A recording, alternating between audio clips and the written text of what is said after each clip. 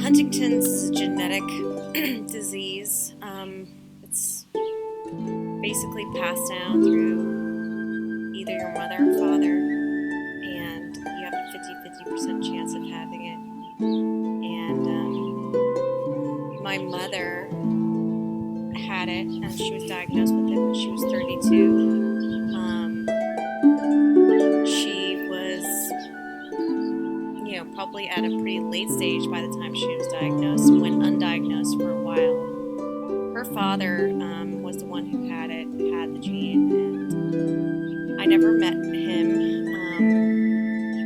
My grandmother, my mom's mother, basically put him in a nursing home when he was probably, as soon as he started to show symptoms, and never told anyone of her children about Huntington's disease and about what it was. And so my mother didn't find out about it until she was 21 through a family friend who was a doctor.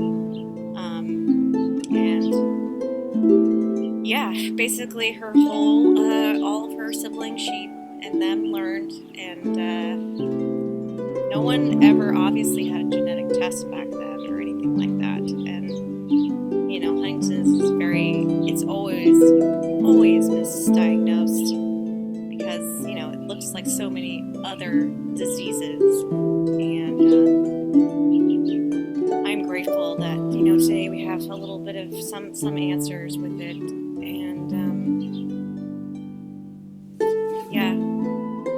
my mother basically slowly deteriorated in front of my eyes. And my father and I became her caregiver. And she actually passed away in a nursing home a year after I actually tested positive for it. And I decided to get tested. I was 22. And I moved to California, to San Francisco to do that. And I was living in Santa Fe, New Mexico at the time. And my mother was in a nursing home. And I just felt like I didn't want her to suffer anymore because I didn't want that for myself. And I felt almost closer to her because of this possibility in my future. And when I tested positive for Huntington's disease, I just the dating thing just was very difficult because I'm not somebody who likes to lie or pretend like. So I'm a very upfront person, and I just on every first date I'd always say oh, and there's this awesome thing about me that you're gonna have to live with if you want to marry me and have children with me, and it is this terrible, brutal disease, and long term, and that there is no cure for currently. And it was difficult. A lot of my potential, the people that I had in mind that I was in love with at the time walked away. And did they say that's why they walked away? No. But I definitely have put myself in their shoes and, definitely understood them. And I would probably do the same thing if I was in their position. And for me, I got pregnant when I was 28, with my daughter now, with a man who I was upfront with. We were friends for a year. And he accepted me and had, strangely, no problem with it at all. said to me that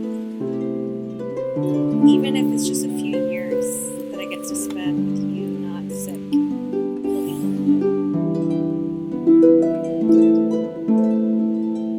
it. I'm just very, very grateful that I was able to find somebody and also have a family.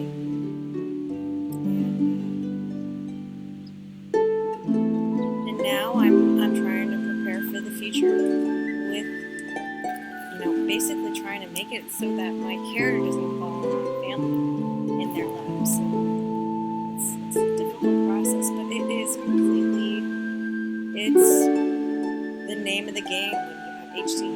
It is. It's not something you fool around with. When you get the answer like, oh yeah, you're positive for this. It was demoralizing. And on the other end, I was able to go home and finally let go of my mom. And that was hard, but it was definitely something I needed to do. Say goodbye to her, be there for her. Because at that stage, all she did was have these seizure fevers.